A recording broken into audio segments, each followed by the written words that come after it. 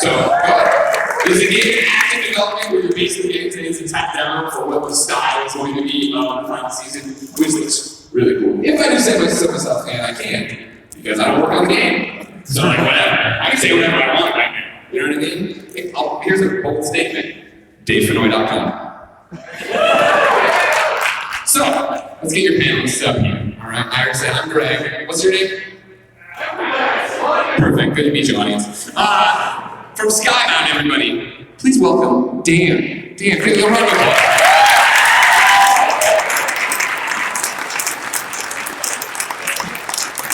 Dan, who are you and what do you do? Yeah, I work in Sky Mountain, so I run the interactive division. So all I care about are video games. So that's my game. I want to make more games. That's a good idea. I got a crazy idea for a video game. I'll pitch you after this. I call it Invincible, but we'll get to that. Right over here. Everybody's got an idea. Afterwards, just corner them. Pitch all your Sky Mountain video game ideas too. Now, let's welcome the team from Telltale. I want to make sure I get everybody listed here.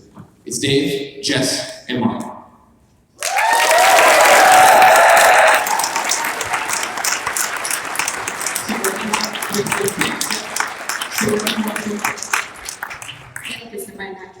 Yeah.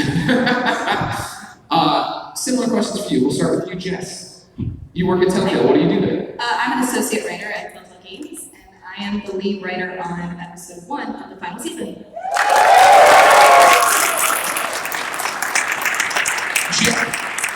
Do you live in that episode or wait till episode?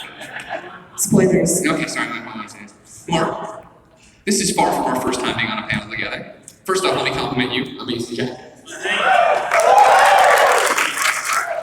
Mark, you gotta go outside.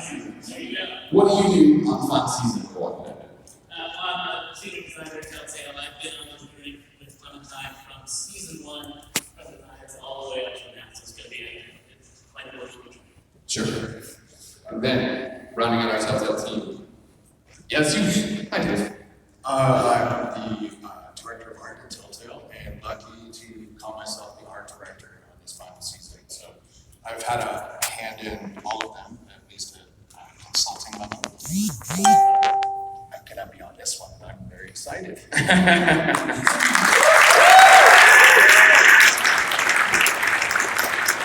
On top of this never before seen footage, this tech demo of the game, that I should stress, only you are seeing.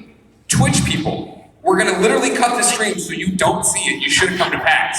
So, you're gonna see a whole, yeah, you like that? You like exclusive stuff?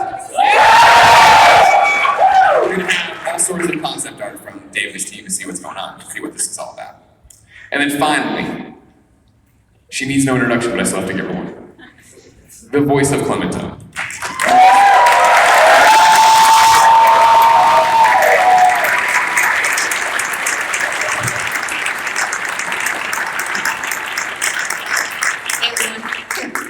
Thanks for coming out. Woo! Yeah! Yeah. Melissa? Yeah. What is it like to be here in Clem's journey, the final season? I've been joking all morning that I'm just gonna sit up here and like cry for 45 minutes straight. That'll be me. It's been it's an experience that is really hard to put into words. It's been such an incredible journey and such an important part of my life and my career. And again, I'm just gonna cry for 45 minutes.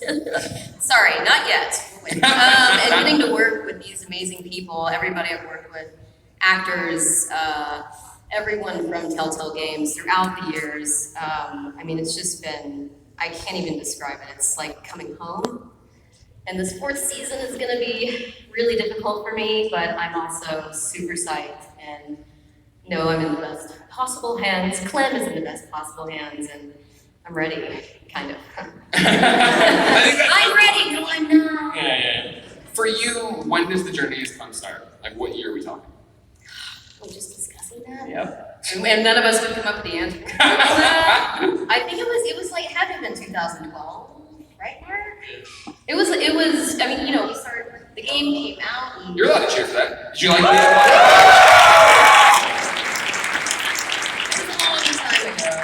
Yeah. I mean, this has been at least 7 years labor of love. Of course, there's downtime in between seasons, but this is rare. And you know, when you work in animation, you stay with a character, and it's common to go on for years with a character, but to get to spend this much time with a character and literally grow with her, it's just, I mean, this is, I can't. When you get the role of Clementine in season 1, all those years ago, Yeah. when we're all much younger and less gray in our hair, did you anticipate that this was going to be, and correct me if I'm wrong, but become like the biggest role of your lifetime so far? No. Yeah. Not at all. I mean, I had done a bunch of work with Telltale Games prior to The Walking Dead. I mean, I could go back, I go way back, Sam and Max, I mean, long time ago.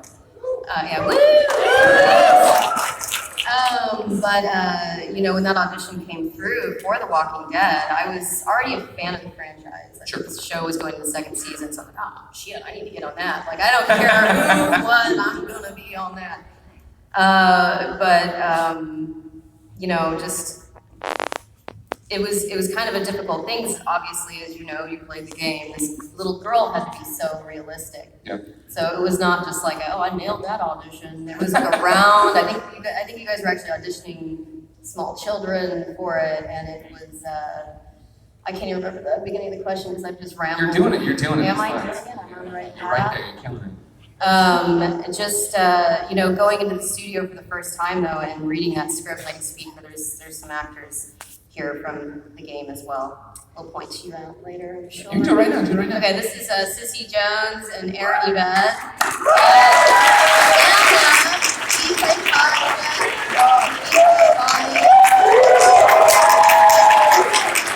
Avery Sounds also here. They directed the first 3 seasons of The Walking Dead. And my job is in their hands. So it was just, you know, I went in and it had to be a realistic voice, and I found this place. I don't know how to describe it.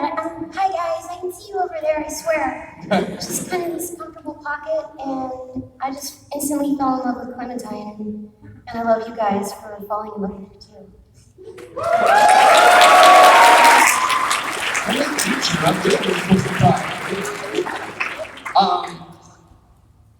Sam,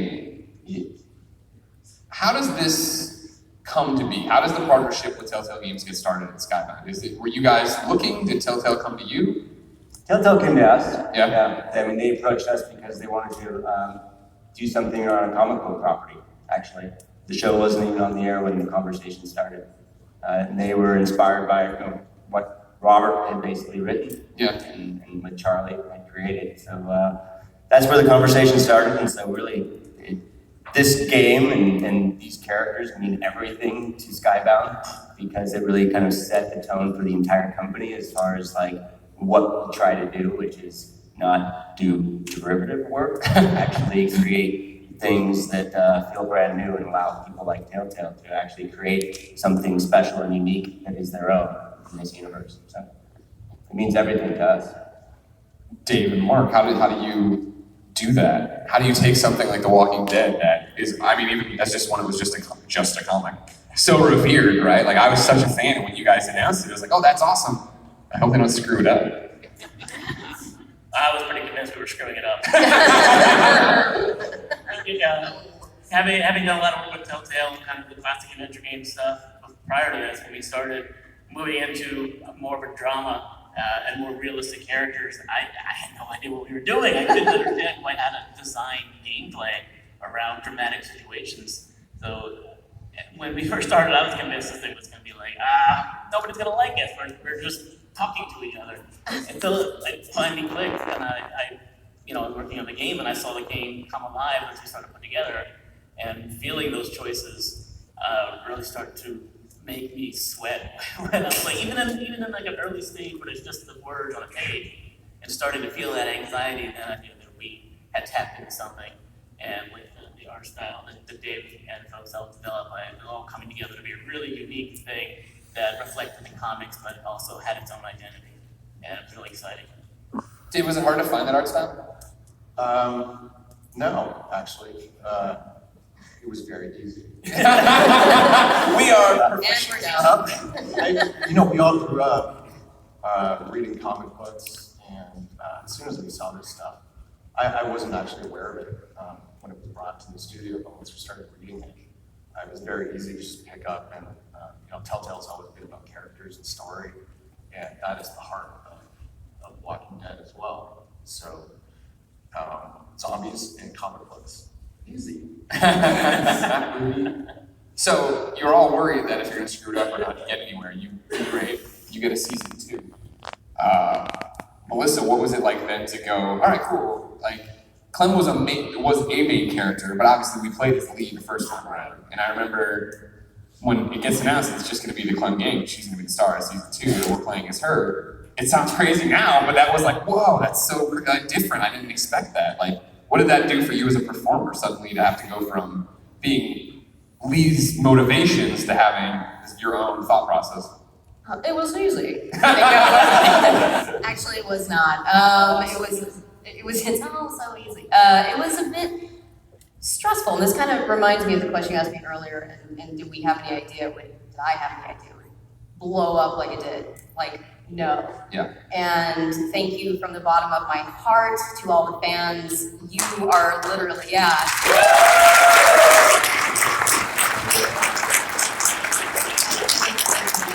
And that is, I think, I'm just gonna go ahead and speak for Telltale, because why not? But I think that's what drove them to say, okay, well, shit, we gotta have her as a playable character in season 2. That may be false, but I'm gonna pretend that's the answer.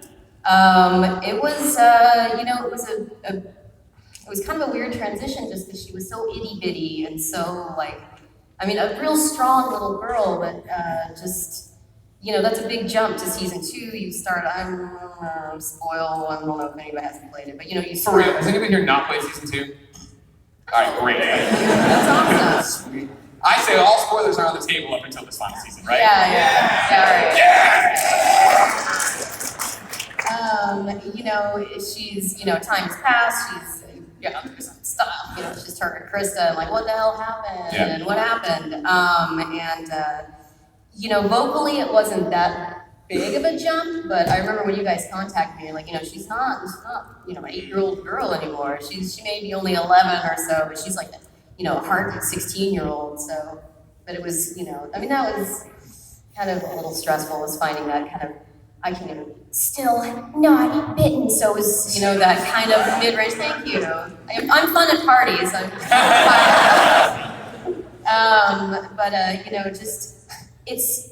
it's kind of crazy. The writing on this game is, I'm looking at you. It's so, I'm not gonna drop the F-bomb, but I could. It's that good that it's so fucking good. Yeah!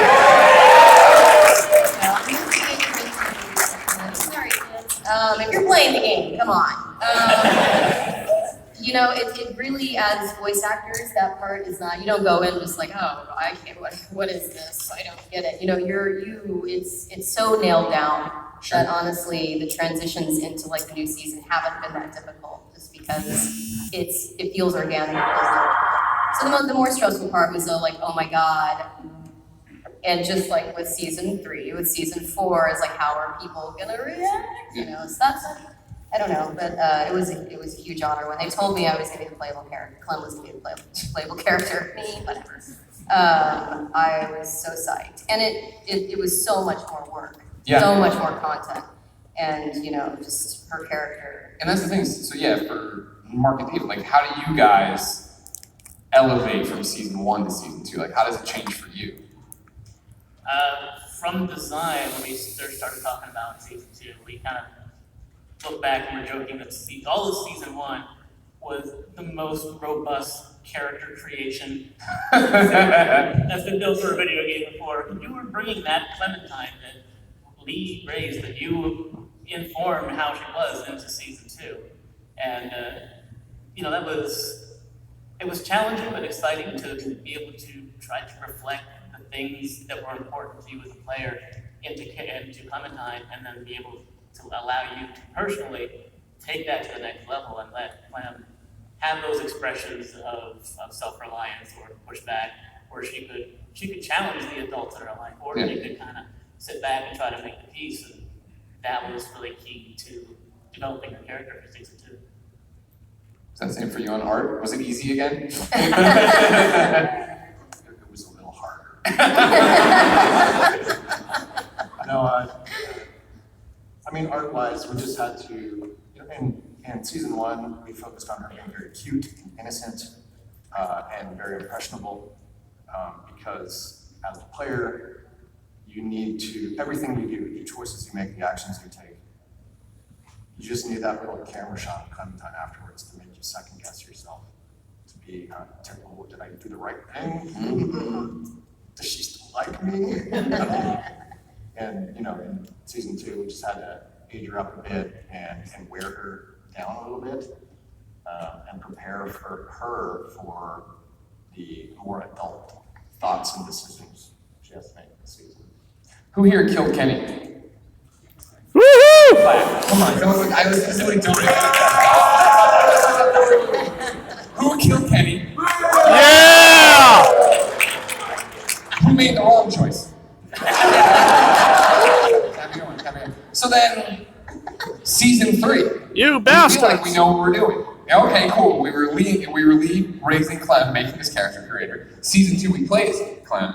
And then season 3, you throw this whole wrench in the works. Clem is a side character except for the flashbacks, which is cool, but now with this new... Why? What happened? We wanted to expand the universe because Walking Dead is everywhere, right? Yeah. We wanted to see some new perspectives and see some new characters and see how they deal with it. But I think it was also important to show Clem from the perspective of the outsider that you haven't been playing. What does the Clem that you built look like from somebody else's point of view? Terrifying. She was terrifying.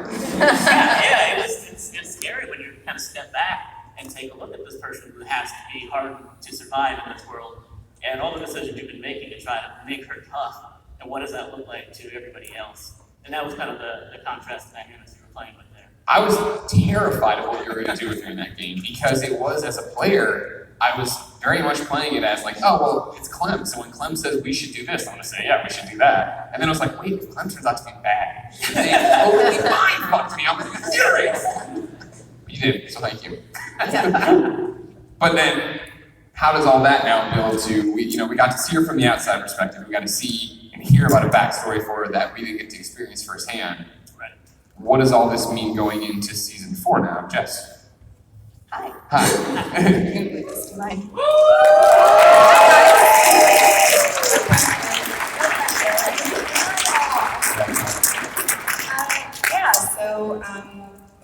I'm a little too close, sorry. So our Clementine, the past 3 seasons, has had to kind of rely on a lot on other people. She's been in groups before, and she hasn't really been on her own that much and really had to stand her ground. And for this season, we're really going to try to have her come into her own and kind of who she's going to be as a person. So she's really going to have to step up and stand her ground and make a name for herself. We're doing a bit of a time jump. We're still in the timeline of the comics, but we are doing enough of a time jump where we start with AJ. We're not going to go and track him down. We're going to start with him, and we're going to be following that relationship a lot. And there are definitely parallels between the relationship of Clementine and AJ to Clementine and Lee. But No, you don't say. You don't say. I Totally missed that. And how awesome is that, by the way? It's great art. Yeah. We definitely are, we're not shying away from these parallels, but the thing to remember is that people are very different, and Clementine is not Lee, and AJ is not Clementine. AJ was born into the apocalypse. He's truly a child of the apocalypse, as opposed to Clementine, who had some of her formative years before the Walkers started rising. AJ didn't have that, so it's a very different dynamic. And what I'm really excited about is this season we're going to be seeing a lot of characters Clementine's age and younger, and we'll get to see how kids kind of are dealing with this post-apocalyptic world. Like being raised like Lord of the Fly style. This Woohoo! place. Don't show up. So, Mark, what does this mean for gameplay this time around? Like, is it what we've done for 3 seasons? Are you guys shaking up? Well, it depends on what you're talking about. But it's the gameplay style has evolved for each season. Sure. And I think we got more cinematic as it went on. The storytelling became very, very branched, and we leaned into a lot of that storytelling, branchingness, and the cinematic presentation, which was fantastic. But while we were doing that, we also kind of drifted away from the more explorable spaces and the more player-driven opportunities to tell the story through their actions. And we're going back to that. So we're getting a lot of these more explorable spaces in. We're doing brand new things with our Walker combat, where it's no longer just strictly scripted combat. You actually have walkers who walk around in the environment, and you're never safe. They can come at you at any time, and you can engage them and have fights that you're not expecting. It's not all pre-scripted, and that's really exciting. Great new dynamic. One thing. We're very excited about that. Add a whole new level of tension to the world as it exists, I think. Okay. Hey, Dave. How you doing? Good. I think the panel's going well. What do you think? What do you guys? Yeah.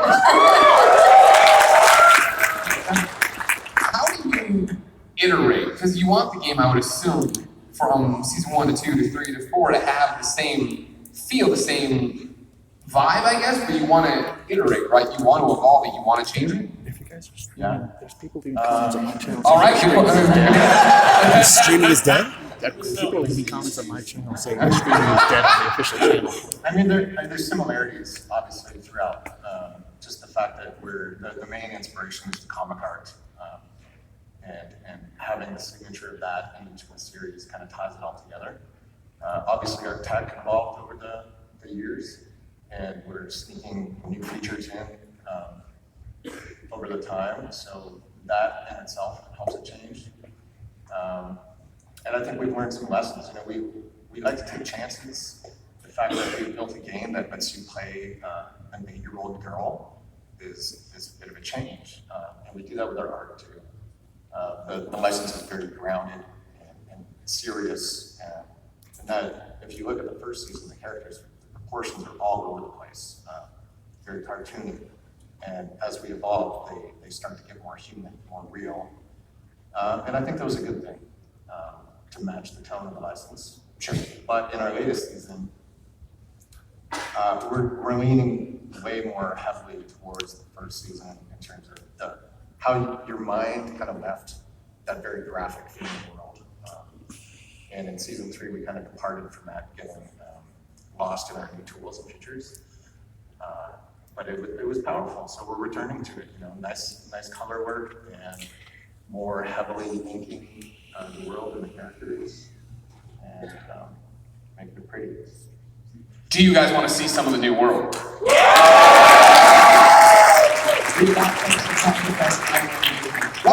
through that face. Jeez, And we're done. Louise. What are we looking at here? Dave.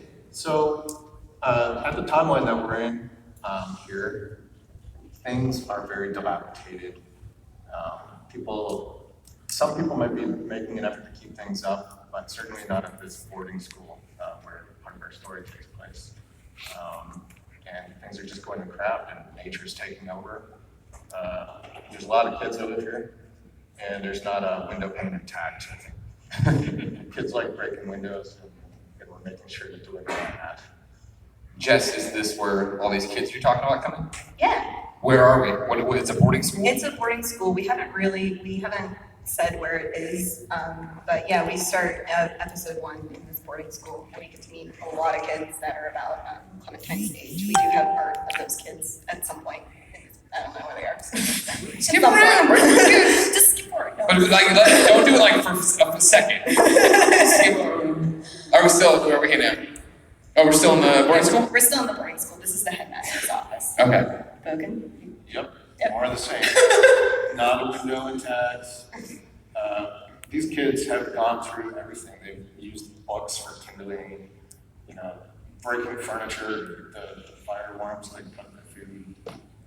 It's just a mess. My favorite is actually, and I didn't notice it until I was looking at the deck before we came here, is the like rock t-shirt. It's like just hanging on the wall. Yeah, So is this what you're talking about, Dave, in terms of the color and the saturation and like trying to make it more grounded / gritty? Well, originally when we started season 1, we were very enamored with kind of like the color processed look and desaturated tone of things. I think it really just matches the mood of the storytelling and the license itself. So, I think season 3 in places got a little too colorful for my liking. We took a chance. It was different. There was parts where there was like generators and electricity. We're just really going back now. Like that stuff's running out. No one has that anymore. And tonally, it's still as bleak as ever.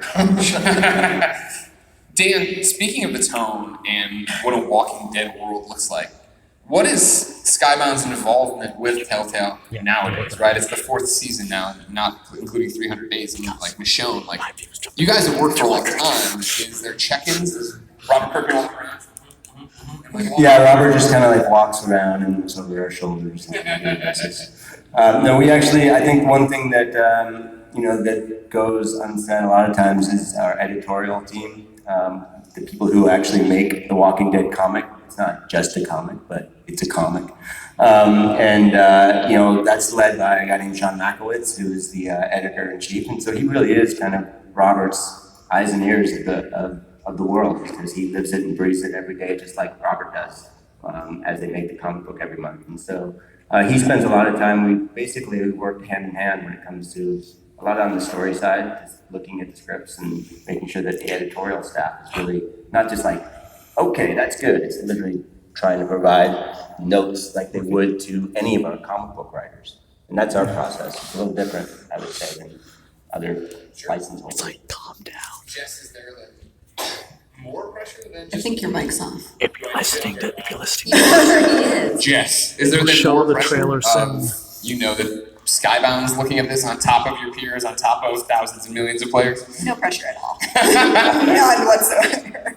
Makowitz is a very imposing figure. He's actually really nice. Yeah, it's a massive pressure. I remember I was asked to come on to Walking Dead, and I was like, "Are you sure?" I'm like, this is like our flagship project, right? And they're like, "Yeah, you can do it." I'm like, So that's also my normal state. So I can't do it. It's me every day.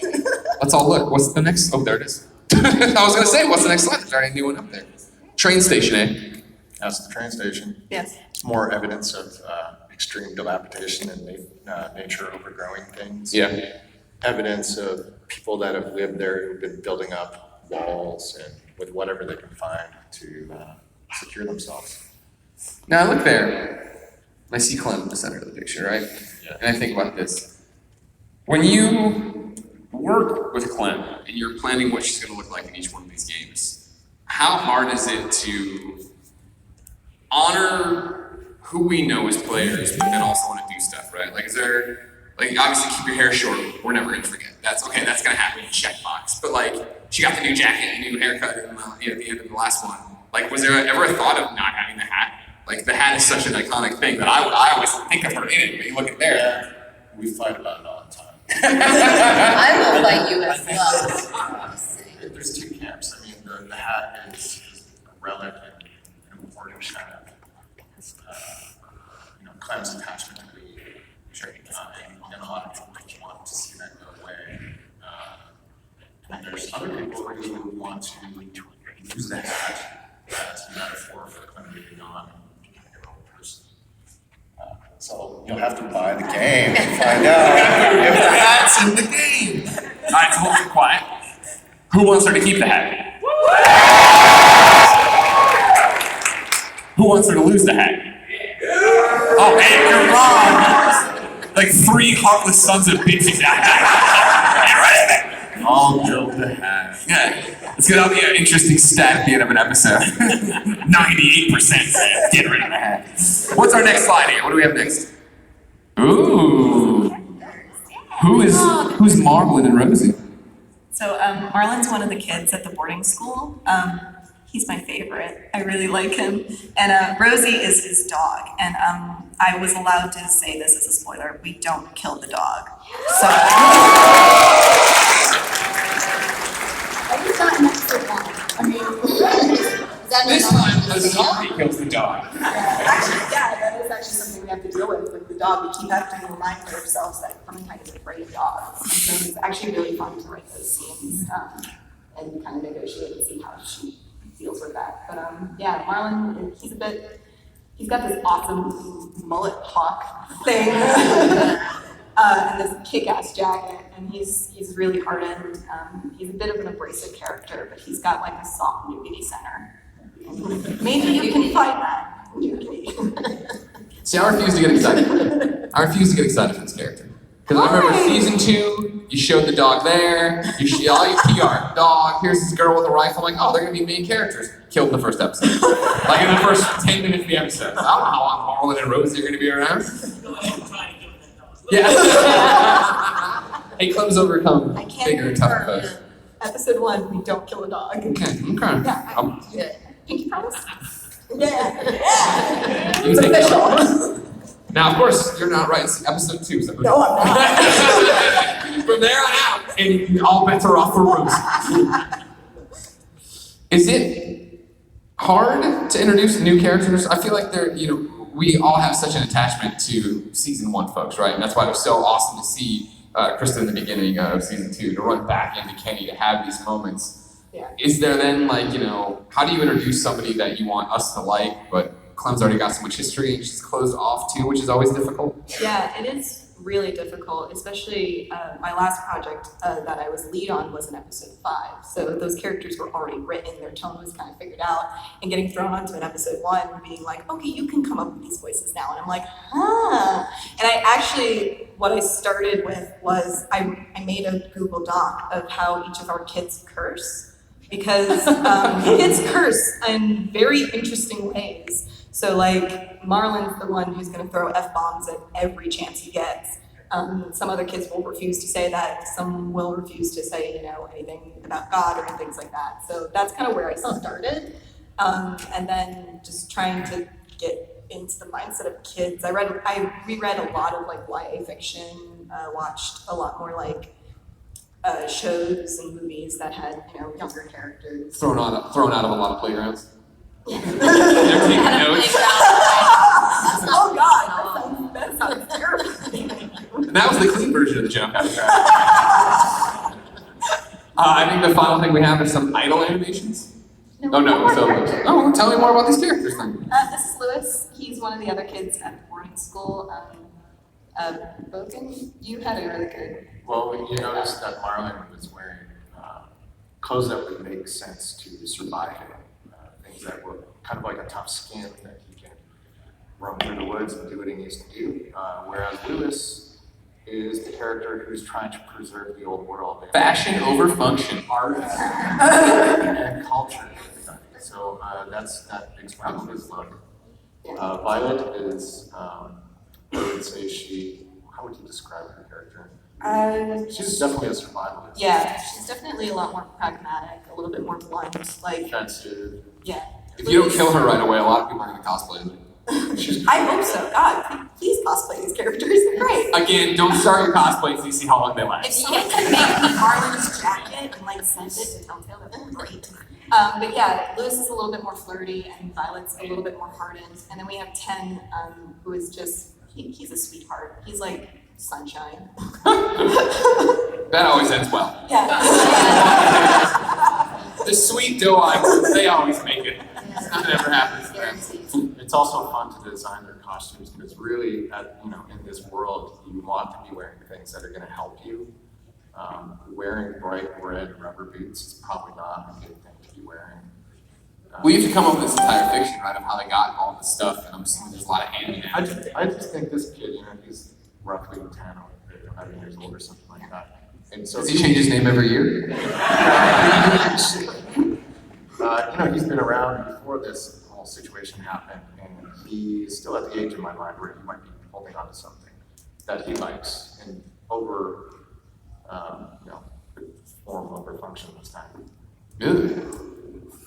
And this may look grisly, but in this day and age in The Walking Dead, you wouldn't even blink an eye if you saw someone like this. So. Are we gonna find out what happened in the episode? Quiet. And then, So this is the first look at what an idle animation looks like, or what you want the pre-alpha editing change, yada yada yada, blah blah blah. But this is what you expect it to look like, right? In terms of how the environment's moving, how they're. yeah, so higher detail in the modeling, but still retaining a graphic look through the textures and the design overall. And the thing that I wanted to talk about here most importantly is each project we try to hang our hat on some kind of artistic device that we're using. And this one, we're really pushing hard for the comic book look. And our term that we've coined is basically graphic black. So if you look in the background, you can see that all the darkest parts of the scene have been clamped into like nice Indian ink blacks. And it feels more like a comic book than I think we've achieved in the past. Very nice. All right, not too shabby, right? By the way, this is the first time I'm doing this too, and even though I am Clementine, hashtag I'm Clementine. This is like so exciting for me because I actually do play this game, so I'm also geeking out at the same time. So I just wanted to tell everybody that. Well, Melissa, Yes. we have 4 minutes of footage we're gonna show you in just 1 second. All right. But at first, we gotta say goodbye to the Twitch people again. You should have come to PAX. Come in the room. Before we cut off, though, I want to go down the line real quick though and be like, what does The Walking Dead, the Telltale game, like what do these 4 seasons mean to each of you?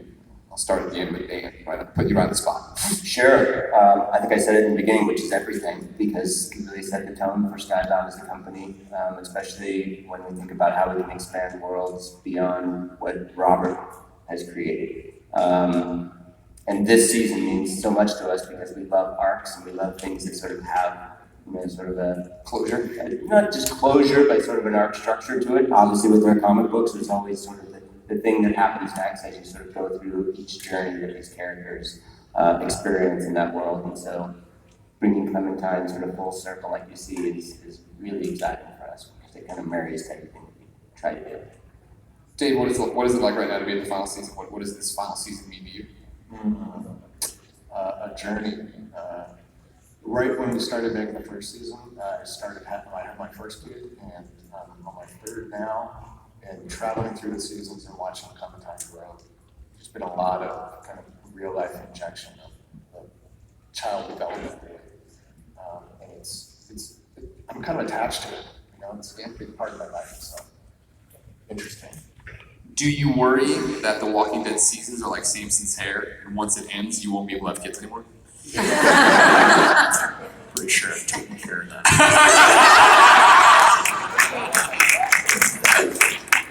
Mark, what does this final season mean for you? It's bittersweet. I'm gonna be sad to see it come to a close. Each time we start a new season and I start designing it, I think I know what I'm doing, and I realize I don't know what I'm doing. Halfway through it, and I gotta rethink it. And every time it's a challenge, and every time it brings something new, and I'm gonna miss that what we're doing with Clementine and Walking Dead. Jess, Hi. what's it like to finish this out? It's exciting.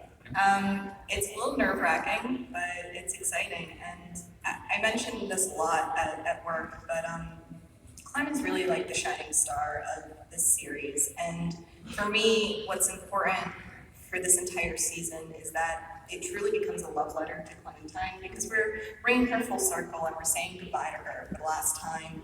And if it's not a love letter, then we failed. No pressure. No pressure. But just making sure that Clementine really shines through and her voice is really clear is really important to us. And I just hope everyone likes it. Melissa, Oh God. The voice. This is where I listen. I'm not going to because I rarely wear eye makeup. I can't fuck it up. It's just, this journey, the people I've worked with on all sides, it's just, I can't even, I'm not gonna cry. I'm not gonna read you, you're gonna make me cry.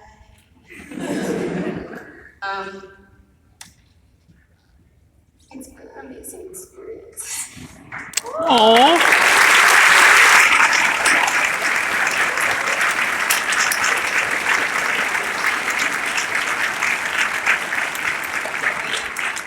I'm so honored, and I have so much love for all of you.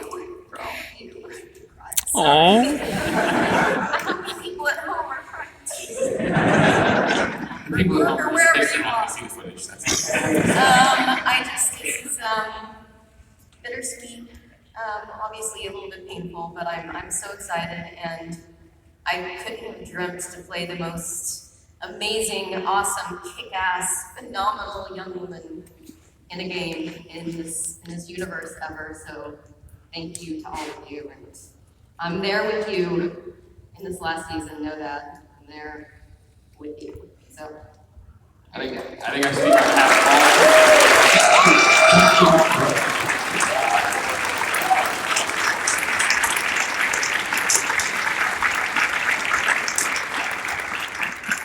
all right, so here we go. Twitch people, it's been a pleasure to serve you. Thank you for watching. No, the panel's not up. Oh, you're playing out the Twitch thing. You guys don't leave. If you're in the room, do not move. Twitch people, it's been a pleasure hanging out. We're gonna see you later, of course. Follow Telltale Games everywhere at Telltale Games. Go to thewalkingdead.com. Do that stuff. Buy the game when it comes out. Find out who dies, who doesn't. Now we're gonna watch some footage from the pre-alpha game that isn't from the game, but shows off how the game's gonna run and stuff like that. So, Do I gotta kill this? Twitch people, get the fuck out.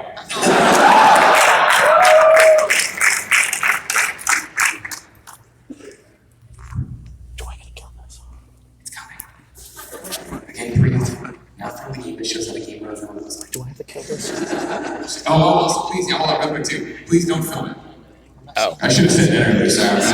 You know how I am. Can I film the audio? I'm film everything, break it out, get the views. This is meant to be for you guys. It's meant to be for the people in the room as a reward.